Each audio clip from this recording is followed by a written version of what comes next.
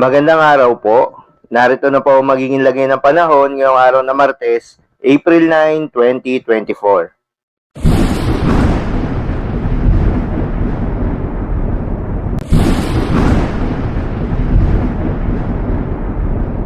Sa kasalukuyan yata ayon sa Pag-asa, easterlies pa rin o yung mainit na hangin galing sa karagatang Pasipiko ang patuloy na nakakaapekto sa buong bansa.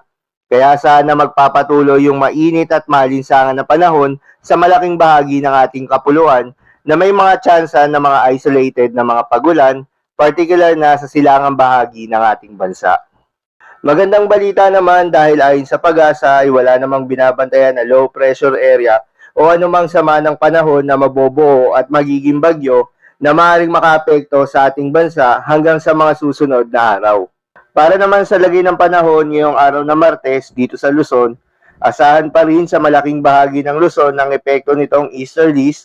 Magdadala ito ng fair weather condition sa umaga hanggang sa tanghali.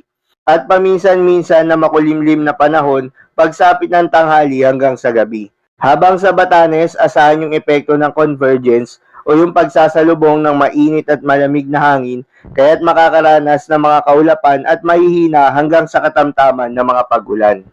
Para naman sa Visayas at Palawan, asahan sa malaking bahagi ng Visayas at Palawan ang bahagyang maulap at minsan maaliwalas na kalangitan na may paminsan-minsan na makulimlim na panahon at sasamahan rin ng mga pulupulong pag-ulan lalo na sa may eastern section ng Visayas. Samantala sa Mindanao, sa bahagi ng Caraga Region, posible ang makulimlim na panahon at magkakaroon rin ng mga pag-ulan dulot ng easterlies sa hapon hanggang sa gabi.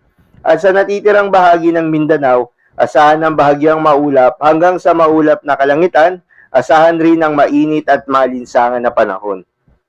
Para naman sa lagay ng mga dagat baybayin, ayon sa Pag-asa ay wala namang nakataas na gale warning sa anumang seaboards ng ating bansa.